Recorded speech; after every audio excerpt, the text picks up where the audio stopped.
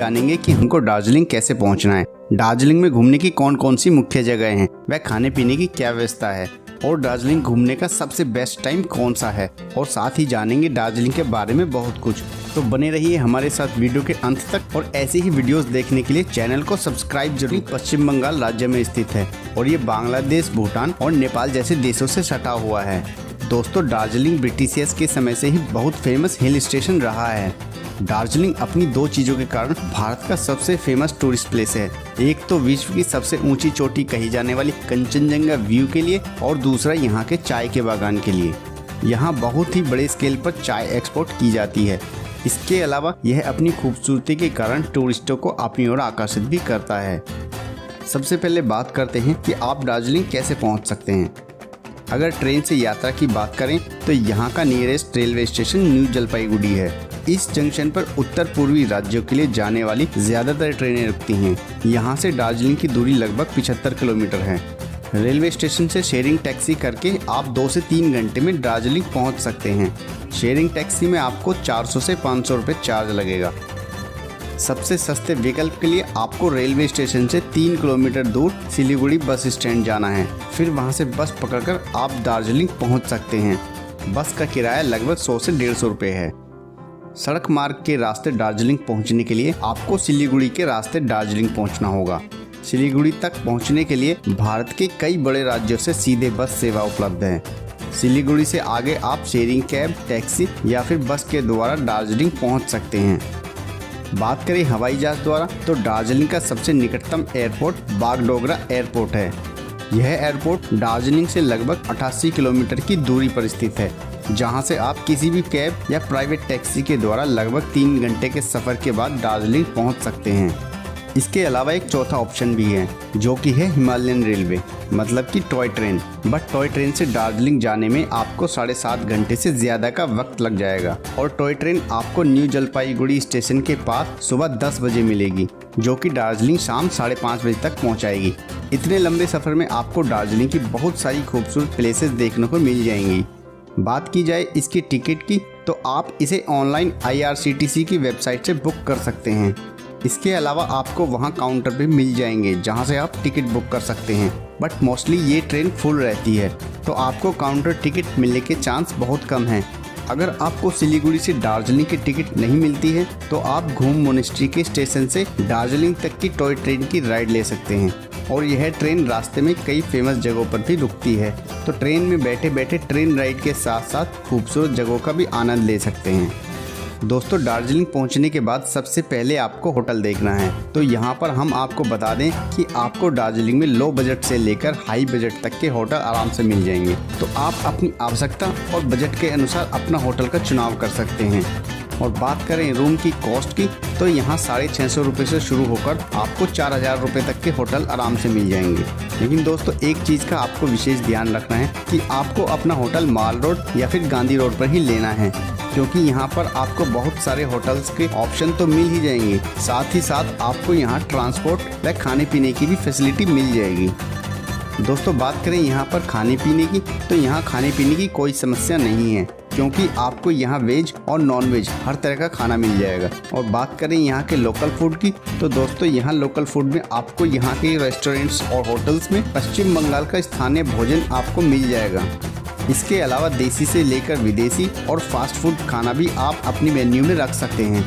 और रही खाने की कॉस्ट की बात तो 120 से लेकर 150 रुपये तक में आपको एक डिसेंट थाली यहाँ आसानी से मिल जाएगी। दोस्तों, बात करते हैं यहाँ पर घूमने की तो घूमने के लिए आपको यहाँ पर टैक्सी हायर करनी पड़ेगी, जो कि आपको घंटाघर में मिलेगी, जो कि मॉल रोड के पास में ही है।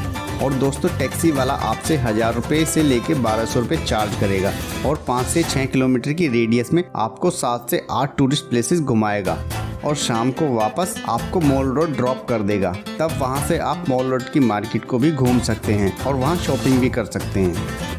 इसके बाद दोस्तों, अपने अगले 2 दिन की ट्रिप में आपको दार्जिलिंग से 10 से 20 किलोमीटर की दूरी पर जो टूरिस्ट प्लेसेस हैं उनको विजिट कर सकते हैं। दार्जिलिंग में घूमने के लिए आप प्राइवेट टैक्सी या फिर शेयरिंग टैक्सी बुक कर सकते हैं। यहाँ पर एक बात आपको बता दें कि पूरे दार्जिलिंग टूर पर आप 2 से 3 दिनों के लिए पहले दिन ही टैक्सी बुक कर लें, जिससे आपको टैक्सी का सभी दिनों का किराया काफ़ी सस्ता पड़ जाएगा। तो आइए जानते हैं दार्जिलिंग में कहाँ कहाँ घूमना चाहिए और कौन कौन से प्लेसेस को अपनी ट्रिप पे कवर करनी चाहिए। नंबर 1, टाइगर हिल। दार्जिलिंग से 13 किलोमीटर दूर स्थित यह पहाड़ की चोटी दार्जिलिंग के कंचनजंगा के बाद सबसे ऊंची चोटी है। इस हिल से आप पूरे दार्जिलिंग का खूबसूरत नज़ारा देख सकते हैं। इस जगह को दार्जिलिंग का सबसे खूबसूरत टूरिस्ट प्लेसेस भी कहा जाता है क्योंकि यहाँ का सनराइज का सीन बहुत ही खूबसूरत दिखाई देता है। सनराइज का खूबसूरत नज़ारा देखने के लिए पर्यटक सुबह ही वहाँ पहुँच जाते हैं। सूरज की पहली किरण जब कंचनजंगा की चोटियों पर पड़ती है तो चोटियों का रंग बदलकर गुलाबी और ऑरेंज नजर आता है। इस अद्भुत नज़ारे को देखने के लिए ही यहाँ टूरिस्ट आते हैं और इस दृश्य का आनंद उठाते हैं। Number 2, Batasia loop. Batasia loop Darjeeling में स्थित एक विशाल रेलवे ट्रैक लूप है। यहाँ पहाड़ों के घुमावदार रास्तों को काटकर टॉय ट्रेन की लाइन बिछाई गई है। इस स्थान को एक सुंदर बाग की तरह भी बनाया गया है। इसके बगीचे में पौधों की दुर्लभ प्रजातियां आपको देखने को मिल जाएंगी। बतासिया लूप के बीच में गोरखा सैनिकों की याद में बनाया गया गोरखा वार मेमोरियल है। टॉय ट्रेन भी यात्रा के दौरान इस स्थान पर रुकती है, जिससे आप शहीदों के इस स्मारक को अच्छी तरह देख सकते हैं। Number 3, rock garden. Rock garden Darjeeling का बेहद आकर्षक व्यू पॉइंट है। पहाड़ों और चट्टानों को काटकर बनाए जाने की वजह से ही इसका नाम रॉक गार्डन पड़ा है। यहाँ पर एक वाटरफॉल भी है जो इस जगह के और भी आकर्षित बनाता है। नंबर 4, घूम मोनेस्ट्री। घूम मोनेस्ट्री शहर से केवल 8 किलोमीटर की दूरी पर स्थित है। यहाँ बौद्धों का प्राचीन मठ है। घूम का रेलवे स्टेशन दुनिया का सबसे ऊंचा रेलवे स्टेशन है, इसलिए यह टूरिस्ट प्लेस दुनिया भर में प्रसिद्ध है। नंबर 5, ऑब्जर्वेटरी हिल। दार्जिलिंग की मशहूर ऑब्जर्वेटरी हिल मॉल रोड के पास ही स्थित है। यह स्थान तिब्बती स्मारक और महाकाल मंदिर के लिए प्रसिद्ध है, तो अपने दार्जिलिंग के ट्रिप में इस स्थान को शामिल करना बिल्कुल ना भूलें। Number 6, Japanese temple. दार्जिलिंग शहर से लगभग 10 किलोमीटर की दूरी पर स्थित यह जापानीज टेम्पल बेहद खूबसूरत बौद्ध मंदिर और मठ है। यह मंदिर जापानीज मंदिरों की तरह सफ़ेद पत्थर और गोलाकार आकृति में बनवाया गया है। Number 7, Darjeeling ropeway. दार्जिलिंग में रोपवे दुनिया भर में प्रसिद्ध है। दार्जिलिंग आने वाले पर्यटक रोपवे की यात्रा का आनंद जरूर लेते हैं। रोपवे पर यात्रा करने वाले सैलानी यहाँ पर मौजूद चाय के बागानों, हरी भरी पहाड़ियों और खूबसूरत वाटरफॉल का लुत्फ उठाते हैं। Number 8, happy T valley. Darjeeling आए और चाय के बागान नहीं देखे तो कुछ नहीं देगा। दार्जिलिंग अपनी स्वादिष्ट चाय के लिए दुनिया भर में प्रसिद्ध है। इनमें सबसे प्रसिद्ध चाय बागान हैप्पी टी वैली है। दार्जिलिंग के लगभग 80% हिस्से पर चाय की खेती होती है। यहाँ पर लोकल गाइड्स भी मौजूद हैं जो यहाँ आने वाले टूरिस्टों को जानकारी प्रदान करते हैं। इन सब के अलावा दार्जिलिंग में और भी बहुत सी फेमस टूरिस्ट प्लेसेस हैं जहाँ आप घूम सकते हैं, जैसे mall road, Singalila national park, Teesta और रेजेंट रिवर राफ्टिंग, दार्जिलिंग का wild life zoological park, Nightingale park और विक्टोरिया वाटरफॉल आदि। अब जानते हैं दार्जिलिंग जाने का बेस्ट टाइम कौन सा है। दार्जिलिंग घूमने का सबसे अच्छा समय अप्रैल से जून के महीनों के बीच होता है।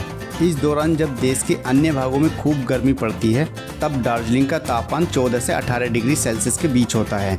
इस दौरान यहाँ भारी संख्या में पर्यटक आते हैं। लेकिन यदि आप और भी ज़्यादा ठंड का लुत्फ उठाना चाहते हैं तो नवंबर से दिसंबर के बीच यहाँ आ सकते हैं। लेकिन मानसून के दौरान यहाँ पर भारी वर्षा होती है और लैंडस्लाइड भी होता है, इसलिए इस दौरान पर्यटक यहाँ कम आते हैं। तो दोस्तों, ये थी दार्जिलिंग के बारे में पूरी जानकारी। उम्मीद है वीडियो आपको पसंद आई होगी। अगर पसंद आई तो वीडियो को लाइक, कमेंट, शेयर करने के साथ साथ चैनल को सब्सक्राइब भी करें।